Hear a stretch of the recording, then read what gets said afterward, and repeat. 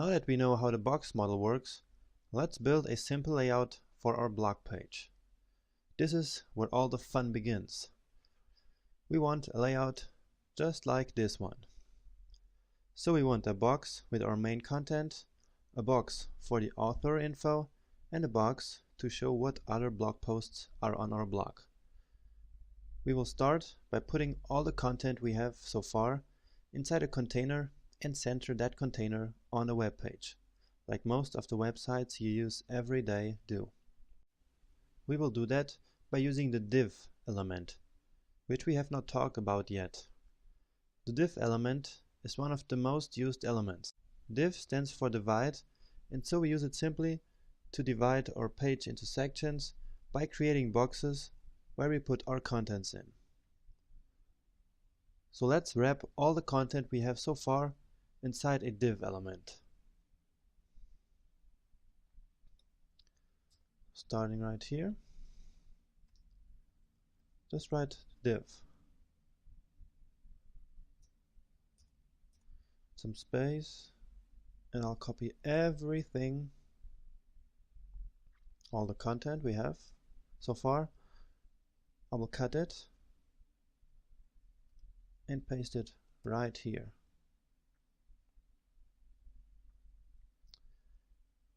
Now I need to indent this code by using the tab key. I will show you in a second, so that the code looks much better and is easier to read with these indents. So HTML is the first level, that is the second level, that's the third level, and everything inside the div is the fourth level. And then third level, second level, first level. So now let's call this div container. So container. And like I showed you before, we will use Command E, this time with the cursor on this class name. Command E, and then we will make a new rule for this class. So the class selector and the name of the class container, and now we can write our styles for this class. First, I will define the width of this, and I will use 1140 pixels as a width. The standard width has been 960 pixels for a long time, but as screens are getting larger and larger, we can also make wider web pages. So let me just make these windows bigger so we can see what's happening here. And now we want this container to be centered in the window, not all the way to the left. So let's go back to brackets and do that. And it's actually easier than it sounds. In order to do that, we have to define the left and the right margin of the container to be auto. Margin left, auto, and margin right, auto. And the auto means that the left and right margin are adjusted automatically according to the context of the element, which is the browser window in this case. So let's see what happened. So now, like magic, the website is centered. Now even if I adjust the browser window, our content always stays centered. You see? Now let's go back and create those three boxes that we saw earlier. Again, we use the div element to do that. Div, and I will call the first one blog post and close this. So instead of copying all the content, I will just delete this closing tag and put it where we want it to be. and it's down here, you see?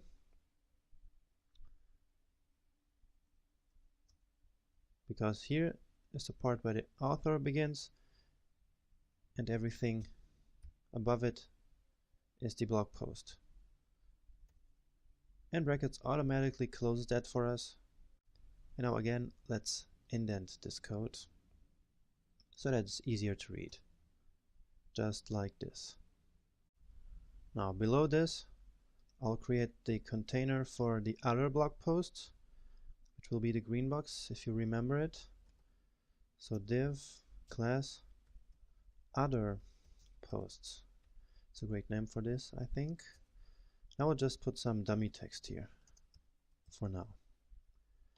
And finally, the box for the author. Div class author box. Don't want this here. Okay, now indent the code and save it. Never forget to save. So let's just give them different background colors so we can see on a web page what's going on. Again, I will hit Command E because that's the easiest way instead of switching back and forth between HTML and CSS files. So in order to specify a background color, it's very easy. Just write background color and then choose a color. Well, if you remember from our color lecture, blue is red 0, green 0, and blue FF. Okay, let's close this. Blog post, now the other posts. New rule for this one. And now again, background color. This one is green, so 0 for red, FF for green, and 0 for blue. If you put the cursor on this color, we can actually see it. Yeah, it's green, as we want it. And now the author box. Let's define a style for this one.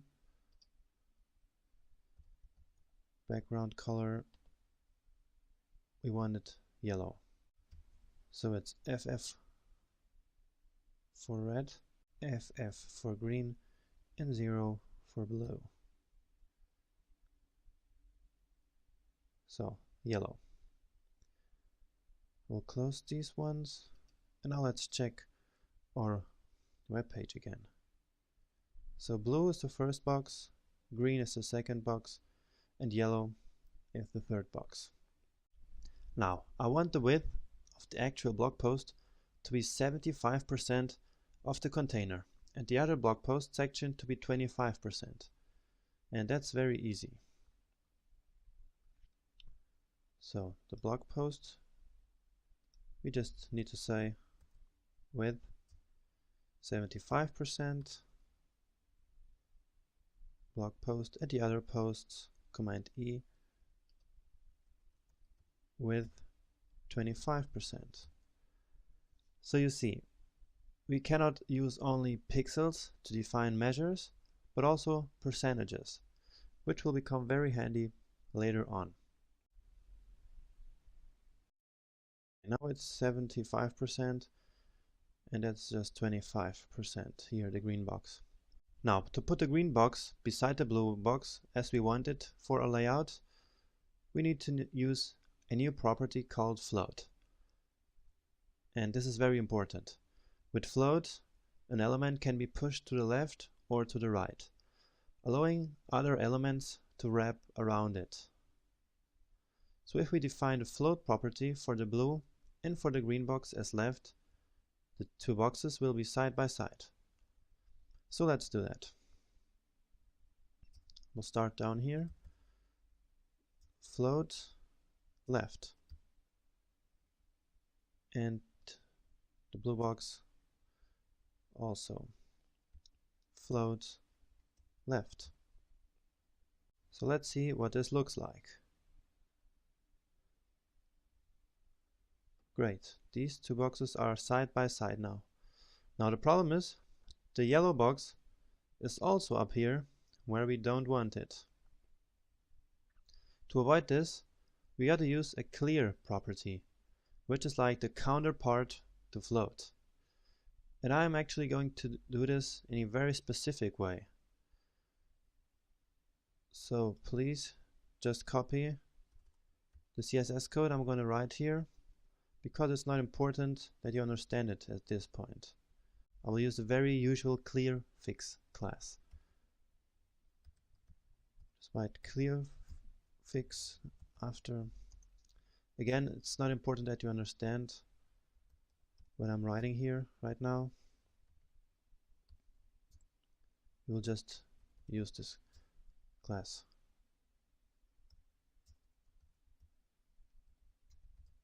And clear both. Save.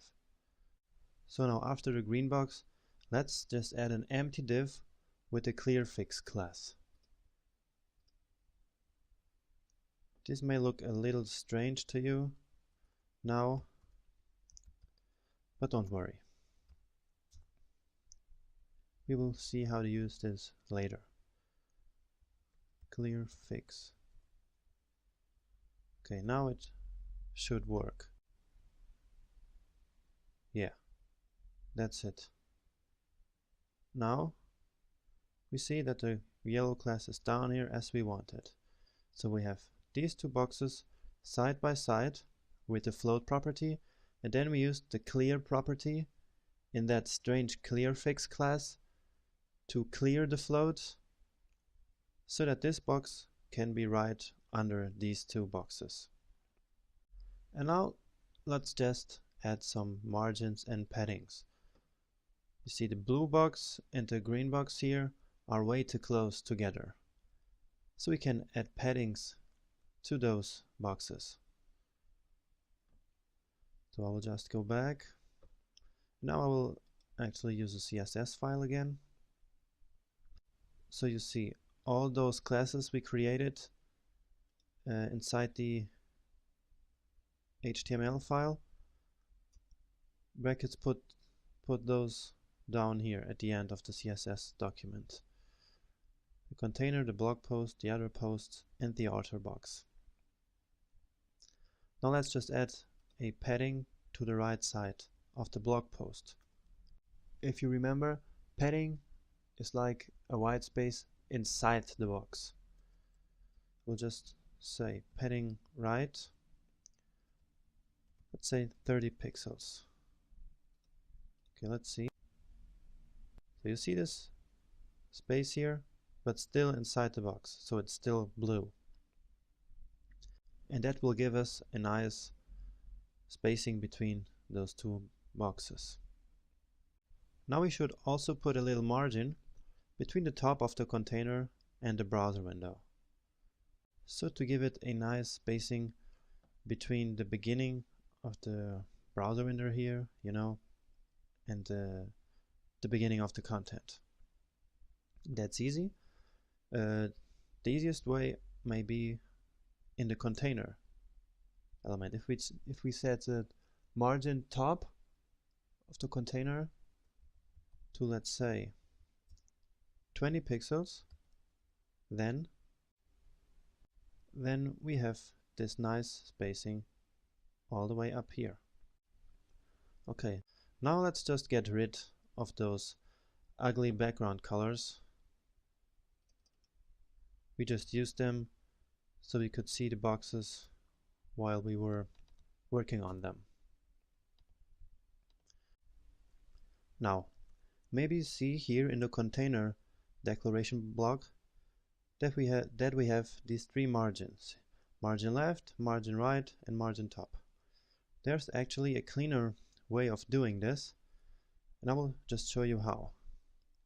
You can just write margin, and then we specify the 4 possible margins in this shorthand property.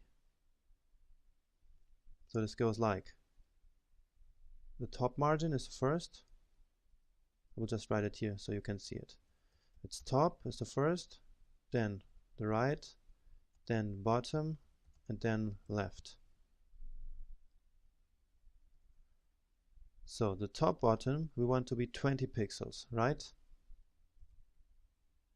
Then the right is auto, the bottom is 0 because we don't have any margin at the bottom, and left is auto again. So this short declaration here does the exact same thing as this. Just remember, it's margin top, right, bottom, and left. So I can just delete it and things will look exactly the same. So all the margins are still there, and as you see, these ugly background colors are also gone. Another cool thing we could do is to add like a gray line here to separate the author box from the two boxes above them. So let's just go back to the author box and we'll use a border property. And this border property allows you to do three things: the border width, the line type, and the color. So just write border and top because we want it to be at the top of the box, and then say 1 pixel width, and we want it to be solid, so just a normal solid line, and then a nice gray color. Remember how to do a gray color? You just have to put the same value on the 3 R, G, and B channels. Let's say 333. And then with our color picker, Command E, and we can just adjust it and use another different gray. So maybe this one here, I don't know. Alright, save it. And here we go. Here we have this nice gray line. And we probably also want some padding here, so that all this content is not just glued right to the top of this div element. So let's also define some padding at the top. Let's say 20 pixels. These numbers are not important at this stage because, you know, we're just trying out some things here. Alright, so you see, now we have this nice padding here. So, alright, I think we're pretty much done with our layout here. So we used floats and clear in order to put all our layout boxes where we wanted them, and we used padding and margin to create some distances between the boxes, and that's essentially all you need in order to build some layouts. So in the next lecture we'll just improve some things here on our website in order to make it look a little bit better and to teach you some more techniques that you can use. Alright, so see you there.